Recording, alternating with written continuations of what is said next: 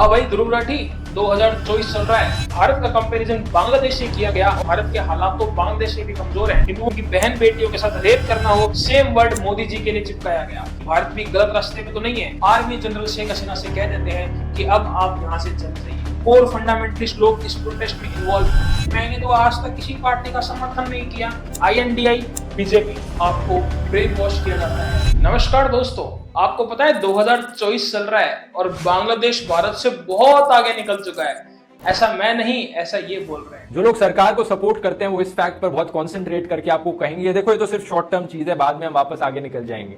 लेकिन IMF ने दोस्तों बाद की भी प्रोजेक्शन करी है। इन्होंने कहा है कि इंडिया की ग्रोथ ज्यादा सस्टेन्ड नहीं रहेगी 2021 के बाद, क्योंकि 2024 में बांग्लादेश का पर कैपिटा GDP फिर से इंडिया से आगे निकल जाएगा और वो फिर उसके बाद आगे ही निकला रहेगा। हाँ भाई ध्रुव राठी 2024 चल रहा है।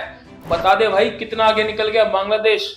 खबरें आप लोगों के सामने है और इस वीडियो को देख के आप लोगों के दिमाग में भी एक बात आई होगी कि हाँ यार, शॉर्ट टाइम में कोरोना के कारण बांग्लादेश आगे हो सकता है। लेकिन इसने उस पॉइंट को भी चालाकी से कवर कर दिया कि लॉन्ग टर्म में भी आगे जा रहा है। अब तो आप इसी से पूछिए कि कितना आगे निकल चुका है बांग्लादेश।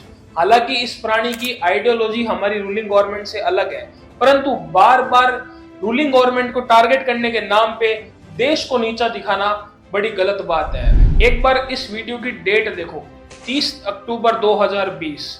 अब आप लोग सोच रहे होंगे भाई डेट से क्या लेना देना। मैं बताता हूँ। इस समय बिहार में इलेक्शन चल रहे थे। पहला चरण 28 अक्टूबर 2020, दूसरा चरण 3 नवंबर 2020 और तीसरे चरण के चुनाव भी होने बाकी थे। यानी कि ये वीडियो आया चुनाव के बीच में। जिस तरीके से इस वीडियो में भारत का कंपैरिजन बांग्लादेश से किया गया और ये बताया गया कि भारत के हालात तो बांग्लादेश से भी कमजोर हैं, ये दिखाने के लिए आप लोगों को कि बीजेपी सरकार एकदम घटिया सरकार है, अच्छे से काम नहीं कर रही है। क्लियरली शो करना चाह रहे हैं कि आप एंटी बीजेपी वोटिंग करके आए। लेकिन फिर भी हमारे ध्रुव भैया बोलेंगे वो तो किसी पार्टी का ना विरोध करते हैं ना समर्थन करते हैं। इंडिया बांग्लादेश वाला ध्रुव भाई का ये वीडियो 3 साल पुराना है। इसने उस वीडियो में शेख हसीना की तारीफ करी और आज के क्या हालात हैं ये तो आप लोगों ने जान ही लिया होगा। स्टूडेंट प्रोटेस्ट के नाम पे वहां पे हिंदुओं का किस तरह विरोध किया जा रहा है, चाहे वह हिंदू मंदिरों को जलाना हो, हिंदुओं को चिन्हित करके उनकी बहन बेटियों के साथ रेप करना हो, या फिर बांग्लादेश के एकमात्र हिंदू क्रिकेटर लिटिन दास का घर जला देना। बात तो ये भी नोटिस करने वाली है कि ध्रुव भाई जिस आइडियोलॉजी का समर्थन करते हैं उस आइडियोलॉजी के मोस्टली मेजोरिटी वोट बैंक भी यही लोग हैं। अब आते हैं दूसरे पॉइंट पे। 23 जुलाई को द देशभक्त का एक वीडियो आता है, शेख हसीना द डिक्टेटर। उसके ठीक 2 दिन बाद ध्रुव राठी का वीडियो आता है, शेख हसीना द डिक्टेटर, और उसी दिन हर्ष मंदार लिखते हैं शेख हसीना को डिक्टेटर। ये वर्ड बार बार डिक्टेटर देखने को मिल रहा है और भारत में जब चुनाव थे सेम वर्ड मोदी जी के लिए चिपकाया गया और अब शेख हसीना के लिए, ताकि आप लोगों को लगे कि कहीं भारत भी गलत रास्ते पे तो नहीं है और क्या बांग्लादेश की तरह भारत का भी यही हाल तो नहीं होने वाला आने वाले समय। पर पहले बांग्लादेश में हुआ क्या है, क्यों हुआ है, आओ वो जान लेते हैं। 1947 में जब आजादी मिली तो आज का बांग्लादेश वेस्ट पाकिस्तान के नाम से जाना जाता था। 1971 में इंदिरा गांधी की मदद से मुजीबुर रहमान ने बांग्लादेश को आजाद करवाया, जिसके बाद मुजीबुर रहमान को फादर ऑफ नेशन के नाम से जाना जाने लगा। जब आजादी मिली तो जितने भी वेटरन्स थे जिन्होंने आजादी की लड़ाई में भाग लिया था उनको नौकरियों में आरक्षण दिया गया। सरकारें बदलती गई, इस रूल को भी बदल दिया गया। 2009 में Sheikh Hasina daughter of Mujibur Rahman power में आती है और उसके बाद 2018 में एक बार फिर शेख हसीना 1971 के नियम आरक्षण को लागू कर देती है। लेकिन स्टूडेंट के प्रोटेस्ट को देखते हुए शेख हसीना को अपना फैसला वापस लेना पड़ता है और अब सिर्फ 5 से 7% ही आरक्षण रहता है। फिर आता है जून 2024।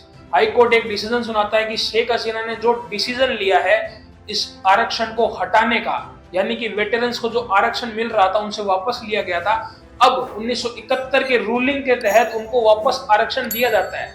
ये रूल देखते हुए स्टूडेंट प्रोटेस्ट वापस से बढ़ जाता है और इस बार इतना बढ़ जाता है कि सुप्रीम कोर्ट तक बात चली जाती है। 21 जुलाई 2024 को सुप्रीम कोर्ट एक रूलिंग देते हैं जिसमें इस आरक्षण को वापस से हटा दिया जाता है और अब वापस 5% ही ओवरऑल आरक्षण रहता है और इन सब के बाद स्टूडेंट का प्रोटेस्ट खत्म हो जाता है। इसके कुछ दिनों बाद स्टूडेंट वापस सड़कों पे उतरते हैं, लेकिन इस बार डिमांड्स थोड़ी बदली हुई होती है। स्टूडेंट्स का कहना था कि जिन्होंने प्रोटेस्ट किया उनमें जिनकी जाने गई उनको मुआवजा और जिन लोगों को जेल में डाला गया है उन लोगों को बाहर निकाल दिया जाए। ऐसी 9 मांगे सरकार के सामने रखी जाती है, लेकिन 4 अगस्त आते आते ये सिर्फ एक मांग बन जाती है कि शेख हसीना अपने पद से इस्तीफा दें। 4 अगस्त का पूरा दिन वायलेंस होता है, करीब 100 लोग मारे जाते हैं इस वायलेंस के अंदर। और 5 अगस्त का दिन आते आते एक मॉब मूव करती है शेख हसीना के पीएम हाउस की तरफ, जिसके बाद आर्मी जनरल शेख हसीना से कह देते हैं कि अब आप यहाँ से चली जाइए, और उसके बाद शेख हसीना वहां से निकल के भारत आ जाती है। अब कई लोगों का, कई यूट्यूबर्स का कहना है ये तो सिर्फ स्टूडेंट प्रोटेस्ट था। अगर सिर्फ स्टूडेंट प्रोटेस्ट था तो 21 जुलाई को सारी मांगे मान ली गई, उसके बाद ये सब चीजें वापस क्यों हुई? इसका एक रीजन है, इसमें कई बाहर के लोग भी इन्वॉल्व थे, जैसे जमात इस्लामी। ये वही लोग हैं जो नहीं चाहते थे कि बांग्लादेश भी बने, बांग्लादेश नाम की कोई चीज एग्जिस्ट भी करे। ये लोग मुजीबुर रहमान के खिलाफ भी थे, और ऐसा ही देखने को मिला। स्टूडेंट प्रोटेस्ट की आड़ में इन्होंने सरकार का विरोध किया, सरकार को घेर लिया, सरकार को उखाड़ फेंका, और उसके बाद मुजीबुर रहमान के जो स्टैचू लगे हुए थे उन स्टैचू को भी तोड़ना शुरू कर दिया। मुजीबुर रहमान तो वही हैं जिन्होंने बांग्लादेश को आजादी दिलवाई, नया बांग्लादेश बनाया, और इन्हें फादर ऑफ नेशन भी कहा गया। और सिर्फ जमात के लोग ही ऐसे थे जो मुजीबुर रहमान का विरोध करते थे। अब इस तस्वीर को ध्यान से देखिए, इस तस्वीर के अंदर एक तालिबान का झंडा लहरा रहा है, और साफ नजर आ रहा है कोर फंडामेंटलिस्ट लोग इस प्रोटेस्ट में इन्वॉल्व हैं।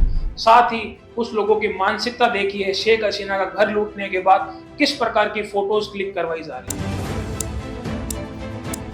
अब भारत में बैठे कुछ इंटेलेक्चुअल यूट्यूबर्स आपको बताएंगे कि ये तो सिर्फ स्टूडेंट प्रोटेस्ट था, लेकिन ये लोग आपका किस प्रकार ब्रेन वॉश करते हैं, आओ एक बार देखते हैं।